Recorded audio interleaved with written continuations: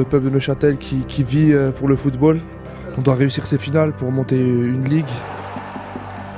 Xamax, ils ont fait une saison en étant de loin la meilleure équipe de première ligue, en dessus du lot.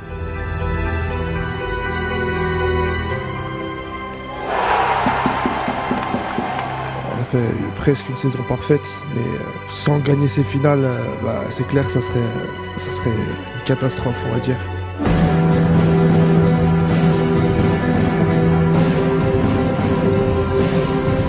On termine le championnat avec 61 points et 17 points d'avance, c'est remarquable, mais ça n'amène rien en fait. Parce que ce qu'il faut gagner, c'est les finales. Normalement, avec l'effectif que Neuchâtel a, ils ont quand même un effectif supérieur et sur l'ensemble des matchs, ils vont passer. Et on va être à 300% pour nos couleurs. Bonsoir, bienvenue dans cette émission spéciale du Canal Sportif. On est ensemble 22 minutes pour vivre le premier tour des finales de promotion qui opposent Neuchâtel Xamax FCS au FC Fribourg.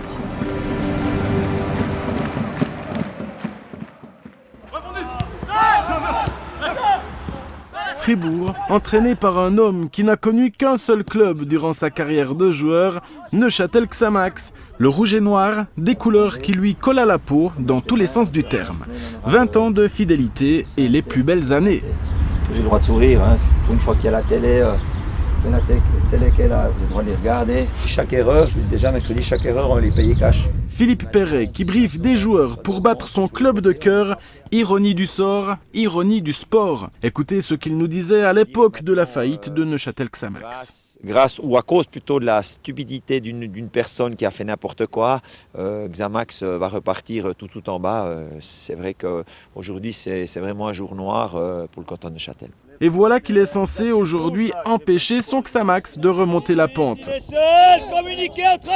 Un dilemme qui fait beaucoup rire ses propres joueurs. Ça, on est au courant, hein, bien sûr. Le joueur le plus capé de Xamax avec Robbie Lutti, son assistant, qui est le joueur qui a marqué le plus de buts. Donc forcément un match un peu particulier pour eux, mais aussi un peu particulier pour nous aussi, parce que voilà, on a tous grandi avec les exploits de Xamax durant leur Coupe d'Europe, donc c'est un club qui nous parle aussi.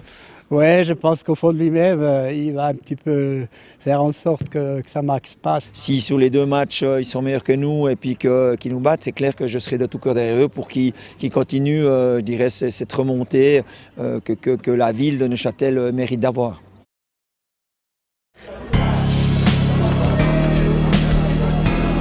Mercredi, jour du match aller. Tension maximale côté rouge et noir. Non,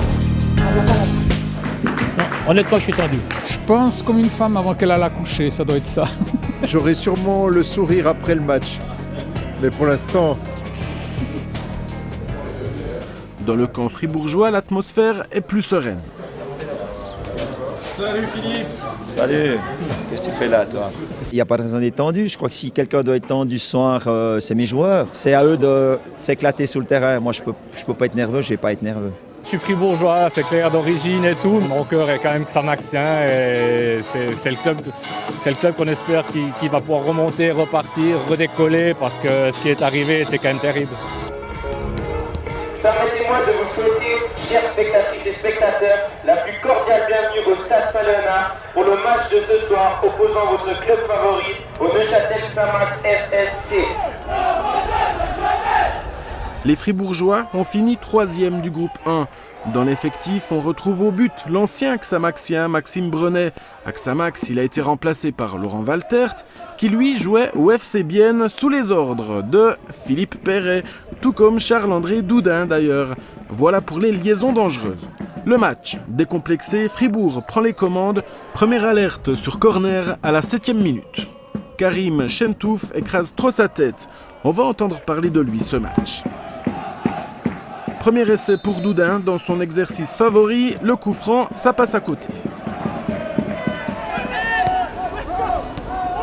Doudin, on le retrouve à la 24e minute. Il a une autoroute qui s'ouvre sur sa gauche.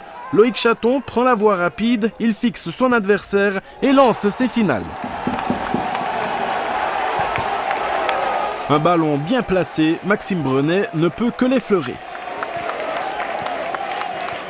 Demi-heure de jeu, comme promis, on va faire connaissance avec Karim Chentouf. Enchanté. On revoit le chef-d'œuvre de Chentouf, le Georges Bregui des temps modernes. Les occasions à ne pas manquer, en voici une à la 36e minute, remise de Chaton, Yassine El Alaoui frappe sur Brenet qui est bien sorti et Doudin qui s'empale sur Sébastien Brulart. Le tout sous les yeux de 4 interdits de stade qui ont trouvé le moyen d'assister au match depuis l'extérieur. Et le coup de tonnerre avant l'heure, 42e minute, coup de tête de Karim Chentouf ou coup de main, en tout cas c'est validé, coup de pouce pour son équipe. Le marquage laxiste met en rogne Michael Rodriguez et le président. Je suis déçu, Xamax n'est pas dans le coup. Il y a un énorme trou au milieu du terrain. Il n'y a pas le jeu de Xamax qui est par passe courte. Vraiment déçu dans cette première mi-temps. Deuxième mi-temps, on sent arriver les vents contraires dans le ciel et sur le terrain. 51e minute, Xamax frise le code une première fois. Et une deuxième fois, à la 81e, Amar Lacroute trouve la transversale. Arrive la 89e minute. Faute sur Kylian Vichy, difficile à dire. Michael Rodriguez prend le destin du club entre ses mains et le gardien à contre-pied.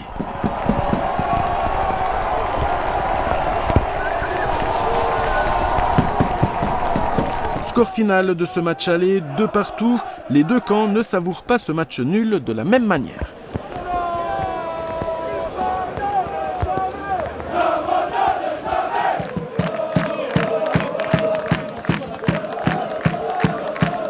C'est vrai qu'on a souffert. Hein. À un moment donné, je me suis dit jamais on va y arriver. C'est un ouf de soulagement. Pour moi, avec le penalty qui était justifié. Mais on revient de loin, puis ça peut changer complètement la physionomie du match pour le retour à la Maladière. Si on tient le choc comme ça, si on ne fait pas trop d'erreurs, on peut vraiment aller jusqu'au bout. Félicitations. J'ai entendu que j'ai la panache. Il m'a dit je suis un alcoolique. Ouais, mais c'est une panache, ça va, Philippe. Félicitations, cette circonstance. Un de vos joueurs disait je savoure, ça veut tout dire. Oui, il faut savourer parce que pour nous c'est comme j'ai dit toute la semaine, inespéré d'être arrivé dans ces finales. Et puis on a montré finalement que si on y était, on était mieux qu'un simple faire-valoir. Donc je suis très fier de mes joueurs parce qu'on a fait des choses géniales sur le terrain aujourd'hui. Donc un entraîneur heureux. C'est vrai qu'on a poussé toute la deuxième mi-temps et il y avait de nombreuses fautes de la part de Fribourg. Et au final, l'arbitre a quand même sifflé ce penalty. Et puis voilà, j'ai pris mes responsabilités, je l'ai tiré en force sur un côté et puis c'est rentré.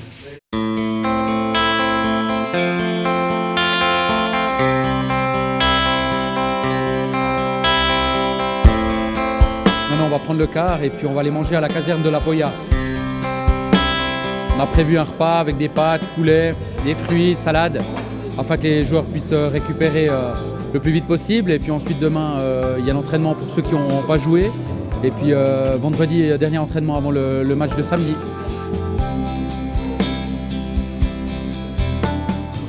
Disons l'ambiance, il y a entre déception et je dirais que c'est un petit peu difficile. Il faut se remettre un petit peu dans le match. C'est vrai qu'il y a un petit peu de déception. Mais on est revenu à 2-2 dans le match, donc tout est jouable. C'était vraiment bon le duel de l'homme aujourd'hui. Contre Chentouf, c'était pas facile. Pas facile. Il y a des matchs comme ça, hein. Pas toujours être bon. C'était quoi ce geste-là après le but? Je vais pas mettre dans la vidéo ça. C'était spécial, hein? C'était une dédicace pour un pote dans la tribune. Il est cheminot, il travaille au CFF, donc il a fait le petit train, c'est normal. Classique.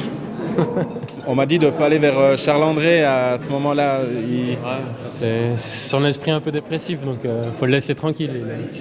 Il n'aime pas trop ces situations. Il faut le laisser un peu broyer des noirs, ça lui fait du bien. C'est souvent. Hein. C'est toujours. C'est pas qu'après les matchs, c'est son état d'esprit. Il est comme ça. Laurent Valtert aussi à côté, hein. C'est pas le plus joyeux après les matchs. Ouais, il a un peu un état d'esprit dépressif aujourd'hui. Je sais pas si c'est le résultat. Le fait qu'il ait pris un but en pleine lucarne, il a pas bougé, donc c'est peut-être pour ça. Il a pas pu dire « J'ai pas touché !» plutôt calme après les matchs. Surtout quand la prestation elle est loin d'être au top. On reste tranquille. On a semé les meubles, donc on n'est qu'à la moitié, on est en bonne situation, donc il faut prendre le côté positif. On verra ça samedi, si on est toujours joyeux ou pas. Hein.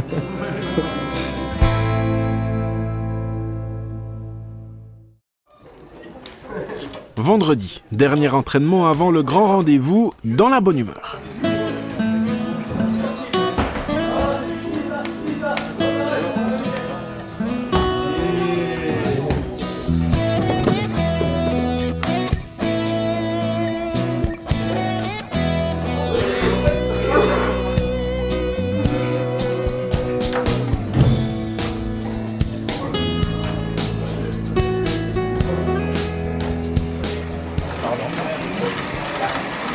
Ok les gars, c'est clair qu'on va pas se mentir.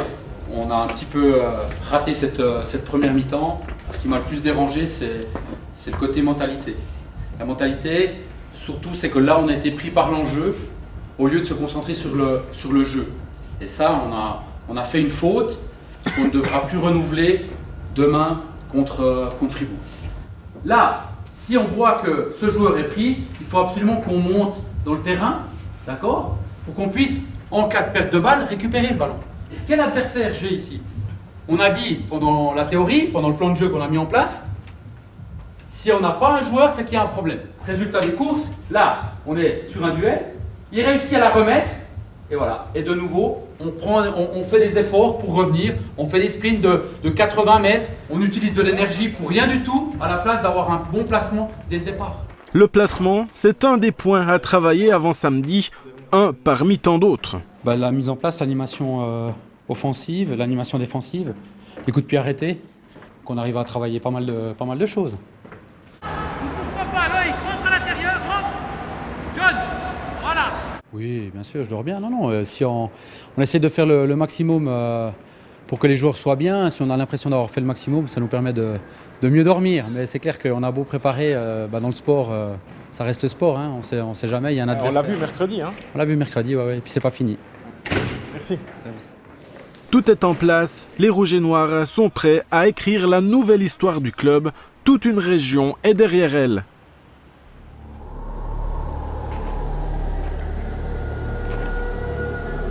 Franchement, c'est un super stade. Il faut l'avouer, il faut dire quelque chose. Il est joli, les infrastructures, elles sont super belles. Aujourd'hui, ça va être un super match. Je la sens plutôt bien, j'espère qu'on va gagner. Je suis sûr même. Toujours envie d'accoucher aujourd'hui? Oui, mais il me semble que les contractions sont moins rapides. Je me sens beaucoup plus décontracté. Tout le monde a bien pris conscience qu'il fallait se battre, mais je sens bien les choses.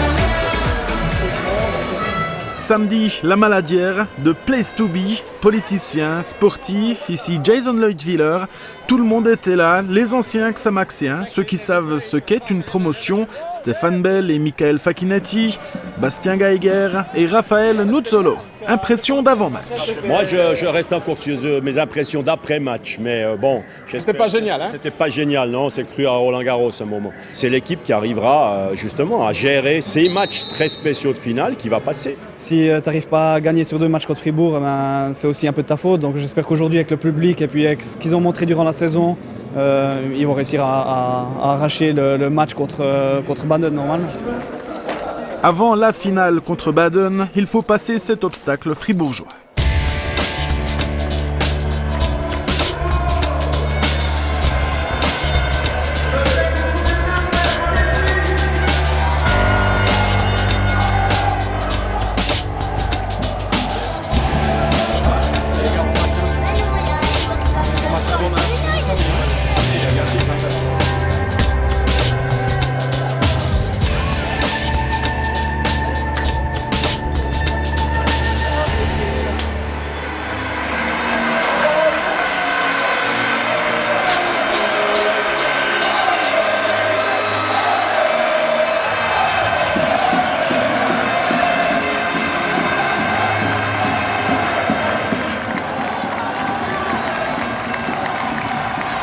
tribunes n'ont jamais été aussi pleines depuis la faillite. 4500 spectateurs qui peinent avec leur équipe en première mi-temps. Fribourg est toujours aussi athlétique.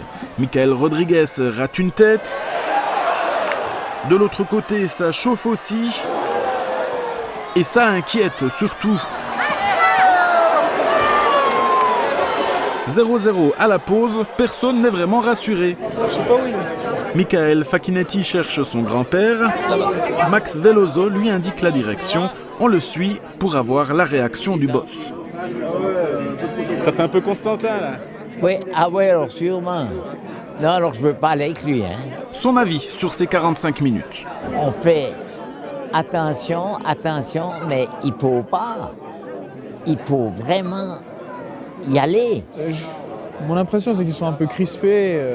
Je sais pas si c'est l'enjeu ou pas, mais il faut qu'ils se relâchent, qu'ils jouent comme si c'était un match championnat. Après, sur la fin, ça allait un peu mieux. Ils ont eu 2-3 occasions, mais de toute façon, ils vont monter. Donc, Maintenant qu'il n'y aura pas le soleil, eh ben, espérons qu'ils vont le comprendre.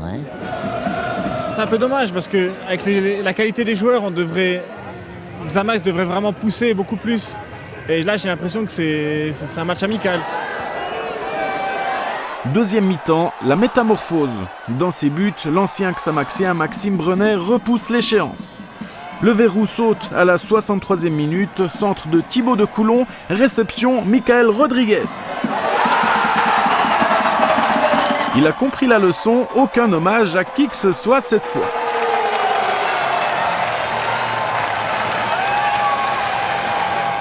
Les joueurs peuvent enfin se libérer. 67e minute, le défenseur Mike Gomez vient à l'abordage. 2-0.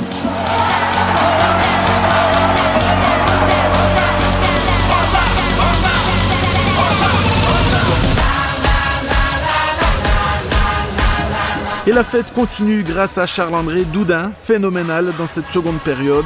74e minute, son centre trouve Luther King Adjei pour le 3-0.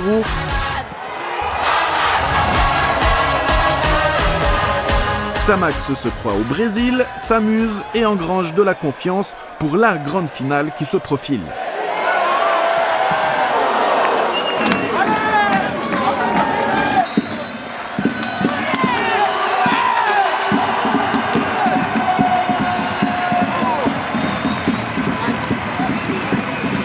Félicitations Mike. Merci. Quel but. Ouais, c'est rare. On y est ou on n'y est pas? On y est, hein? Quand on caisse pas, ça va mieux, hein? Ça, c'est mieux, hein? J'ai plus le sourire. Ah, c'est comme ça, hein? Sinon on n'arrive nulle part. Hein? Non, là-bas. Et toi aussi, t'es plus joyeux, là, hein? Ah, ça va mieux, ouais. C'est pas fini. Bien, content, mais il faut aller au bout maintenant. Comme il dit Charlie, hein, c'est pas fini, là. C'est pas fini, il faut aller au bout. Ça sert à rien d'aller en finale pour pas la gagner. Vous êtes comme ça déçus, même pas un peu content pour Neuchâtel? Si, bien sûr. Mais quand on regarde le match, on est d'abord fribourgeois, puis après peut-être que demain, après-demain, on pensera autrement. Je suis fier de ce que mon équipe a montré sur 2 matchs. Ils ont été plus qu'héroïques aujourd'hui. Maintenant, il faut se reposer, puis il faut espérer que Xamax aille au bout de son rêve. Vous n'êtes pas que coach, vous êtes Neuchâtelois. Jusqu'à il y a 10 minutes, j'étais que coach. Maintenant, c'est normal qu'on espère que Xamax aille au bout.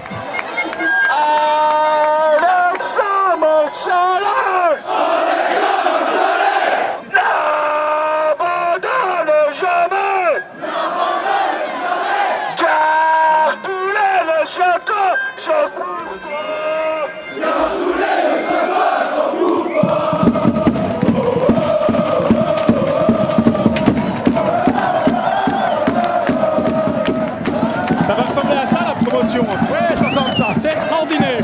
C'est déjà une demi-promotion. C'est pas fini, hein? Non, il y a encore 2 matchs, mais il faut savourer ça. Il faut savourer. C'est difficile de pas trop fêter, en fait. Non, on peut pas se permettre de fêter. Maintenant, il y a les soins qui sont organisés. On mange à l'espace Facchinetti, donc tout est en place. Maintenant, il y a 1 heure, massage, bain. Et puis après nourriture, et puis les joueurs rentrent à la maison, même s'ils ne pourront pas dormir tout de suite, parce qu'il y a toujours l'émotion du match. Et au moins, il y a la récup qui est faite, et puis on espère que ça portera ses fruits déjà mercredi. C'était trop beau!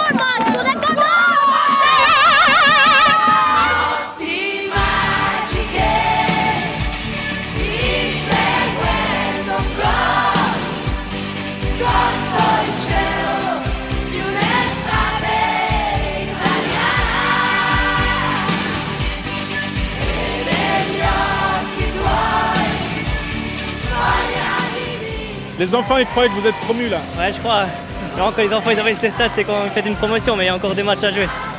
Alors faut pas qu'on s'enflamme et puis qu'on pense directement à la récup. J'ai déjà assez donné.